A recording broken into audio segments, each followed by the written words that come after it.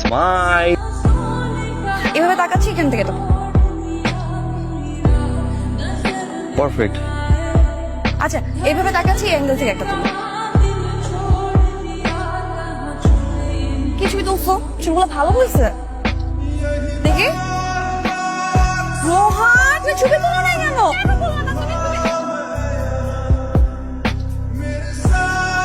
ঠিক সুন্দর হয়েছে না? দেখো তো দেখি। অনেক সুন্দর। সুন্দর না?